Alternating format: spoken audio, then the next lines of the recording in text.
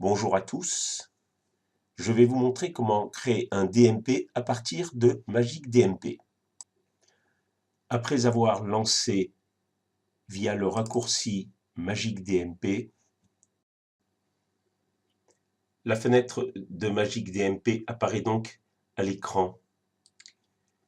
La première étape consiste à charger la carte du professionnel de santé à partir du pictogramme le plus à gauche d'un simple clic et il vous suffit de renseigner son code d'accès.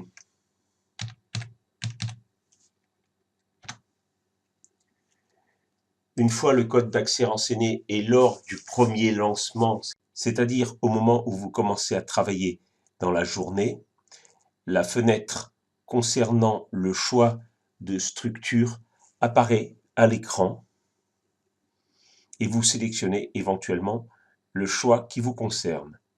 Cette fenêtre n'apparaît qu'une seule fois, elle ne vous sera plus reproposée lors d'un lancement suivant dans la même journée. Il ne vous reste plus qu'à charger la carte vitale du patient, bien évidemment insérée dans votre lecteur d'un simple clic sur le pictogramme représentatif. Nous nous trouvons donc dans une fenêtre qui présente un seul bénéficiaire, il y aurait pu y en avoir plusieurs, et donc nous allons le sélectionner et ainsi créer son DMP. L'interrogation du serveur nous informe que ce patient ne dispose pas d'un DMP, nous allons donc le créer. La première fenêtre concerne le consentement du patient à la création de son DMP, mais également des autorisations dans des situations d'urgence, notamment lorsque le SAMU souhaite intervenir et l'autorisation donc laissée au SAMU ou au centre 15 d'accéder au DMP, également l'autorisation aux professionnels de santé d'accéder au DMP du patient lorsque ce dernier est dans un état de détresse. Ces deux options peuvent être secondairement décochées par le patient lui-même lorsqu'il accédera à son DMP. La troisième option, décochée par défaut, permet de désigner le médecin traitant DMP si le patient souhaite vous avoir comme médecin traitant DMP, ce qui n'est pas forcément le médecin traitant du patient. Nous allons donc continuer à avancer.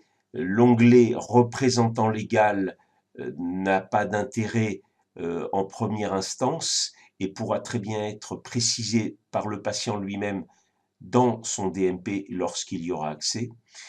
Et nous allons donc cliquer sans perdre de temps sur le bouton continuer et nous retrouver devant l'information et les données administratives de ce patient, éventuellement complétées de renseignements facultatifs en dehors du sexe qui lui doit être indiqué formellement. Et éventuellement là aussi des informations concernant son téléphone mobile ainsi que son adresse électronique. Le téléphone fixe a beaucoup moins d'intérêt puisque les mots de passe à usage unique d'accès au DMP sont adressés par SMS ou bien par mail sur la boîte désignée. Nous voilà donc au terme de la création de ce DMP. Nous allons donc le créer. Il nous rappelle qu'il faut bien sûr indiquer le sexe du patient. On va donc créer le DMP et nous nous trouvons donc devant le DMP de ce patient qui vient d'être créé. Nous allons pouvoir, si nous le souhaitons, lui créer un accès web.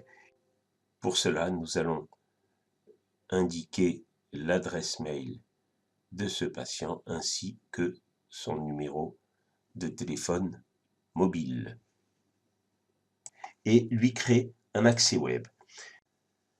Lequel accès web s'affichant sous forme d'un document PDF comportant l'identifiant provisoire de connexion ainsi que le mot de passe provisoire. Ce formulaire comporte quelques informations permettant d'accéder au DMP. Il vous suffit de l'imprimer et de le remettre au patient. Je vous remercie de votre attention.